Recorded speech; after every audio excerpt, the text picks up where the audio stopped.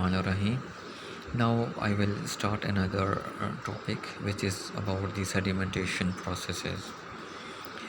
So these sedimentation processes are the most important uh, processes which are involved in almost every operational unit and it is also linked with so many other steps, and in every reactor of our wastewater treatment plant this kind of sedimentation process can be uh, implemented or utilized. So what actually sedimentation process is? It is the settlement of the all the components which are required to be removed from the wastewaters. So that means we are actually treating the water by removing all the unwanted particles by the process of gravitational force and by the process of settling, and in the end we will be left with the sludge which is carrying all the uh, suspended particles of wastewater, and later on these particles will be called sludge and will be removed from the reactor or tank. So by the description of settling or sedimentation, you can easily observe that the settling is actually a unit operation in which solids are drawn towards a source of attraction. The particular type of settling is gravitational settling. It should be noted that settling is different from sedimentation. So first of all, we allow the suspended particle in the wastewater to settle down in water due to its density higher than water, and as a result of that particle is going to settle down in the bottom of the tank. So by the time it is going to settle down, the process of sedimentation will start. So that is called sedimentation, when it will be declared as a sediment and it is ready to be become a part of sludge, and then it will be removed finally. So basically the process involves the natural process of gravity. So this is the simplest definition of settling and sedimentation.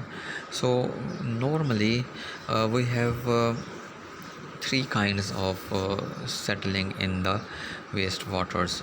Firstly, it is discrete, then we have flocculent, then we have hindered. So it's quite self-explanatory, but we will revise these three types. So discrete settling occurs when the there is a light concentration of the suspended particles. The thickness is lower, and the particles are free to settle down all the way down to the bottom. So there is no kind of hindrance in their settlement, and they will simply settle down on their based on their own density and weight. While in the other case of flocculent, the particles usually combine with each other, and they physically, and then they gain weight, they increase their density, and then they settle down along the depth up to the up to the bottom. While the third case is hindered. In this case, we have different categories of the concentrations. So we have a layer of high thickness of the suspended particles. Somewhere it is denser, somewhere it is thinner. So normally there is kind of hindrance and the particles settle down, making its way based on the uh, zoning, that is called zoning. So these are the three major types of settlement. So again, sedimentation, I think quite self-explanatory. You can go through it. Many treatment processes like solids are generated, and phosphate precipitation, coagulation, activated sludge bio-oxidation. In all the cases, we are actually getting the components which are uh, mm, uh, suspended in the wastewaters. So then they are going to settle down.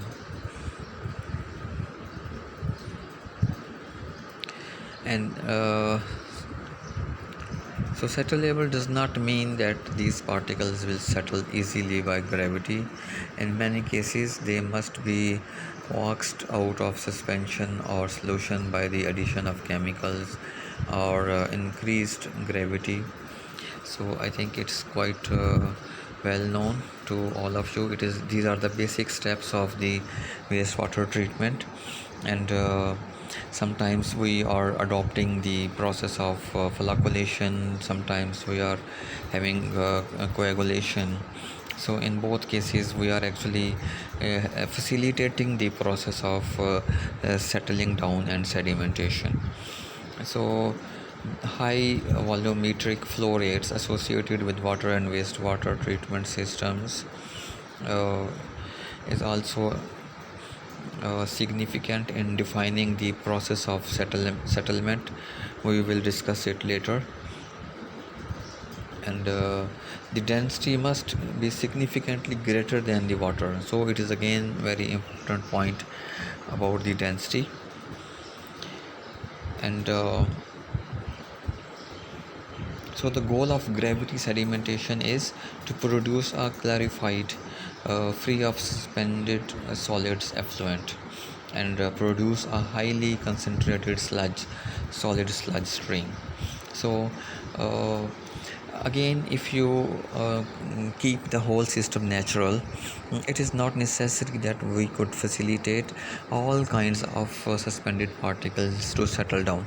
We have to adopt some technique or some mechanism through which we can force the lighter or lighter particles which are in suspension to settle down. So it is also an important design parameter. So again, the types of particle settling, again the first one is the discrete settling. We have talked earlier. So occurs in dilute suspensions. Particles have very little interaction with each other as they settle, and the size velocity is constant during the settling. Particles settle according to Stokes law.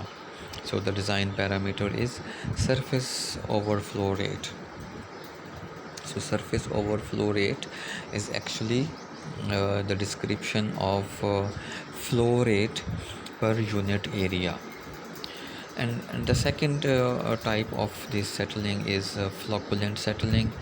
And in this case, normally the particles join together, flocculate, and the size velocity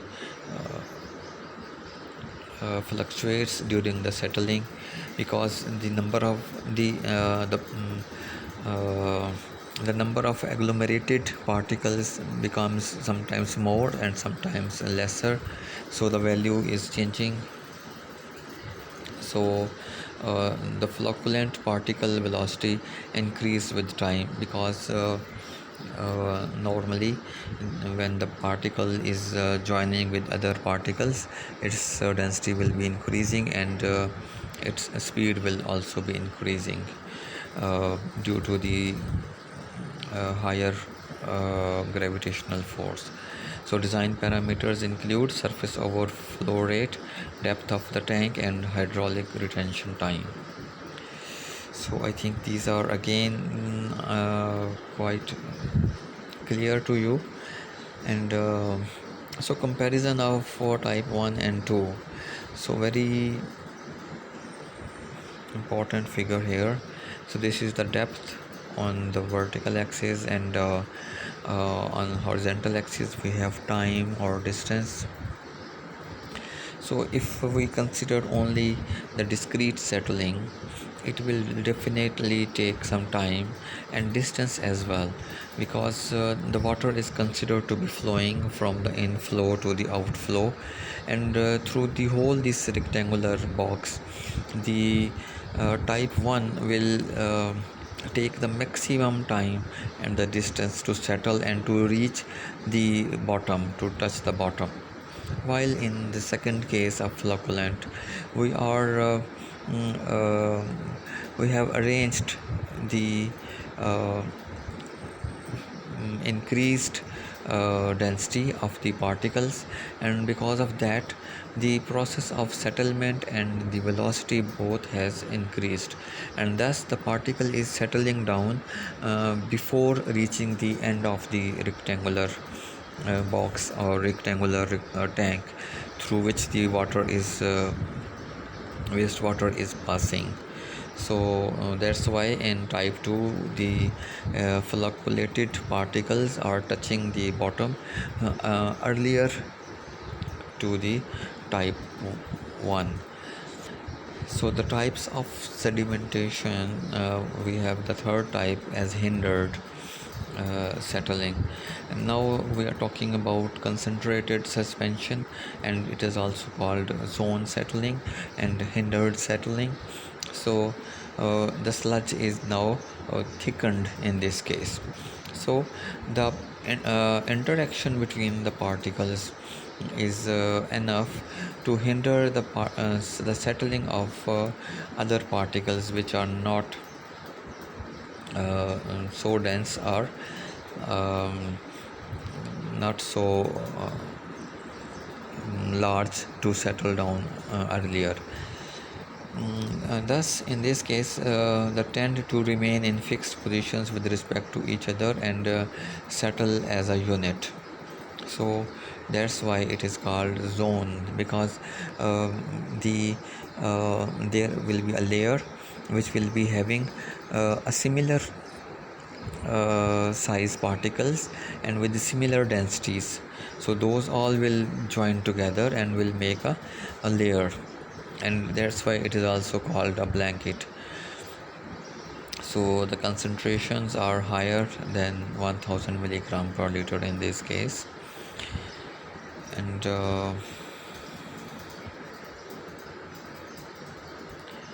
okay, then we have another type called compression settling.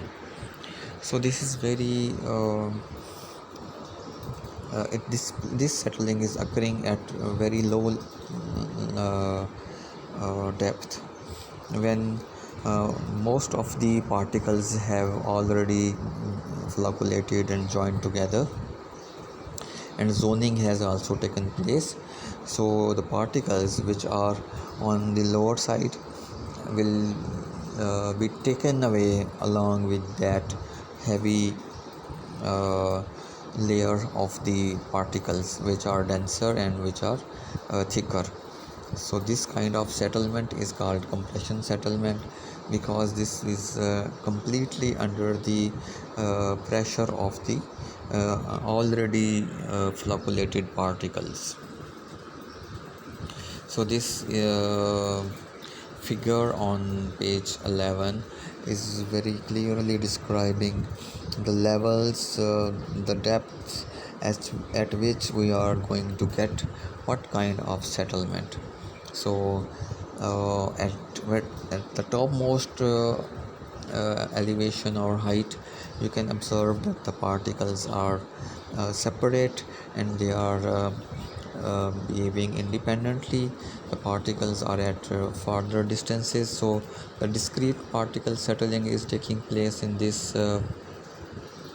area or zone, and then they will start flocculating, they will start joining, they will start making bonds together, and then flocculent settling will start. And then furthermore we will get a blanket like structure or a layer, and which is called zone settling. And just at the bottom there will be a compression settling under the influence of the zone settling. Another picture will more clearly demonstrate this the all the four types of settlement. So initially when time t is equal to 0 on the extreme left side, left figure, only A is dominating, we have only zone settling. But then in this case we are not assuming that any new inflow is entering into the system. We are just taking it as a batch reactor, and all the material has been already added, and we are only focusing on the settling mechanism. So then after some time t is equal to 1, you can observe that the particles are getting closer and denser in uh, a layer, and while the B layer is becoming at the top of so there is an interface between A and B. Interface is actually the interaction of two different systems. So here you can observe that in B we have a lesser clarified zone with no concentration of any kind of particle there, and while A is getting thicker, and C is also becoming prominent in this case, and D also started developing. And then in the after further passage of time t is equal to 2, you can observe that we have a much more clarified zone B, while all the other have been reached the bottom and now converted into a compression zone as well as the transition zone just at the bottom. So it is again a very clear demonstration of the four types of settling. Now something about the height of the interface between the clarified zone and the zone settling versus time is plotted in the figure below to determine the zone settling velocity. So initially the velocity will be higher, and then after compression the velocity will be lower in this case. Same is expressed here. And now something about the design, and we actually need to design the tank in which we are going to observe this sedimentation. So settling basins are going to be designed in this case. So just have a look at this first figure, in which we have three zones: inlet zone, and then settling zone, and then outlet zone. The water is entering from one side, and it is flowing out from the right side. And then we have at the bottom sludge zone as well. So just assume that most of the sedimentation and settling process will be taking place in the central part of this rectangular basin. And if you have another figure in the bottom, it is the same thing, but it is a circular, and as well as in the bottom it is going to have a trapezoidal shape to get the sludge removed. This is to facilitate the removal of the sludge. So some of the advantages, so I think you can go through all these factors. And then here is the design. In specifying a water and wastewater sedimentation tank size, major features to be considered are the tank cross-sectional area, depth, and the type of cleaning mechanism used. So the type of cleaning mechanism is different. Again, if you observe in this first two figures, we have a different mechanism of cleaning and removing the sludge, and so this is also important to consider before designing the sedimentation tank. So something about the design basics, and three conditions are commonly considered: solid handling capacity, and then overflow rate. This overflow rate will help in evaluating how much water will be entering and how much will be leaving, and on that basis we will be quantifying the amount of the uh, uh, particles which will be settling down in the form of sludge. Then we have detention time, which is actually defining the time for which the liquid will remain in water. Then we have some of the parameters as shown in table 1. I think it is also self-explanatory, you can go through it.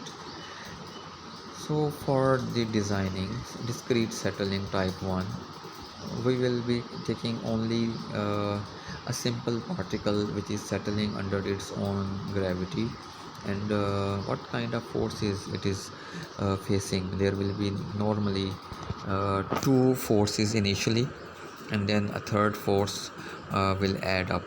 So first force is the gravity force, second force is the buoyancy force, and third force is the drag force. So two forces are acting in the opposite direction, which are drag force and buoyancy force, which are trying to keep the particles on the upper side, while the gravity force is trying to take it to the bottom.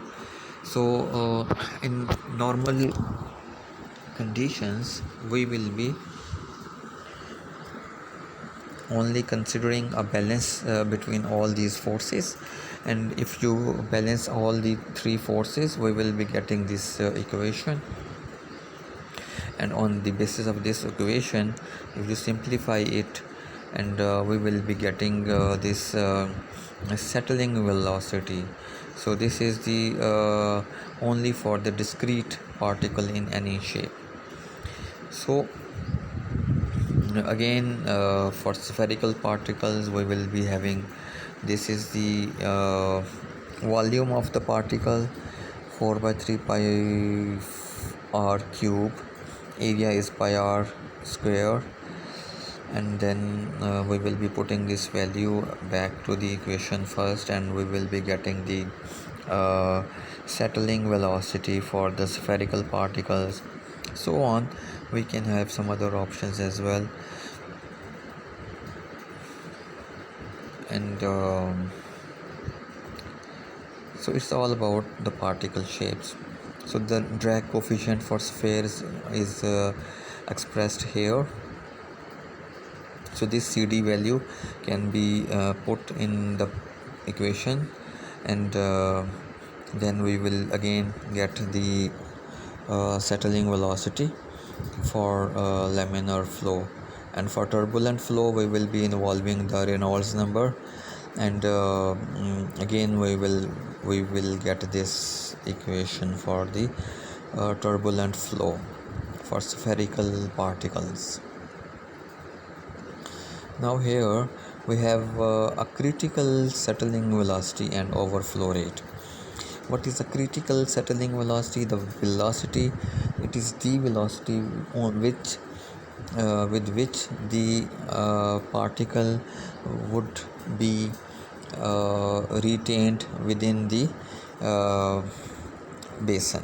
So if the velocity is increasing, the critical velocity, that means the particle is not going to be settled down within our basin.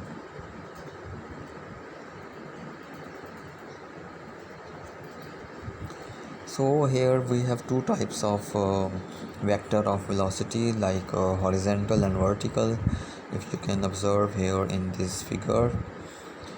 So first of all, we have the component of velocity vector as settling critical velocity,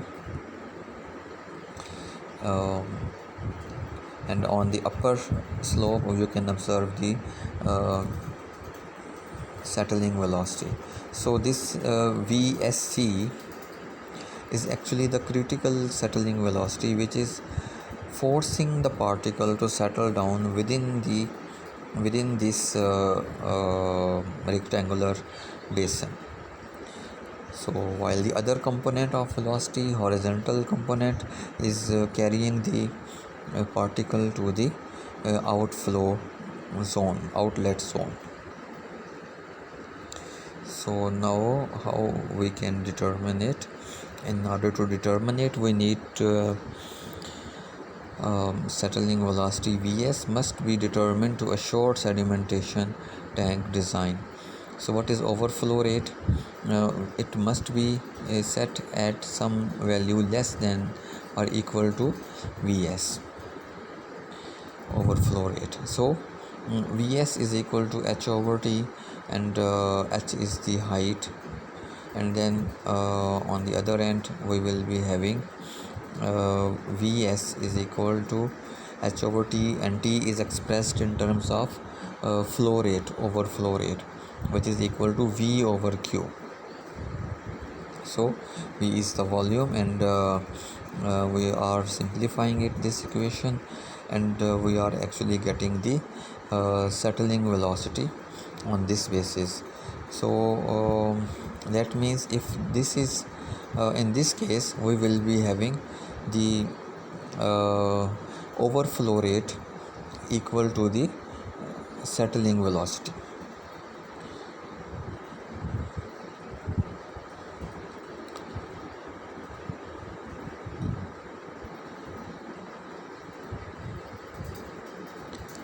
Now we are talking about the terminal velocity of a particle.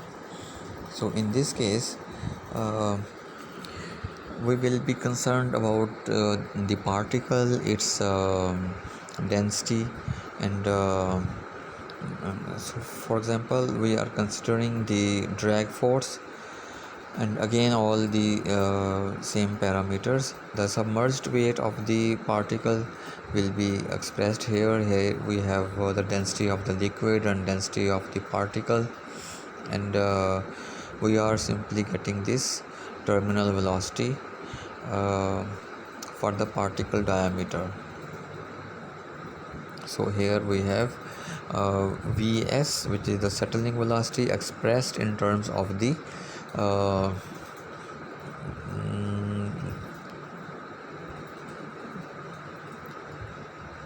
so this is the density of the particle expressed in this equation, and along with this we have the diameter of the particle as well. So this will help in determining the relationship between the velocity, settling velocity, and the size of the particle. So I think most of the things you have already studied in your previous course, especially the wastewater engineering, or maybe in wastewater engineering design. So it is kind of just a repetition, but it's very important, because this sedimentation is the basics of all kinds of the processes taking place in different units of our wastewater treatment plant. Now in the next lecture we will be covering the concept of coagulation and how the uh, double layer theory works, and how the coagulation process takes place. So that is another uh, phase of this sedimentation, along with the process of flocculation. So please go through it, and if there is any kind of issue, please let's discuss it.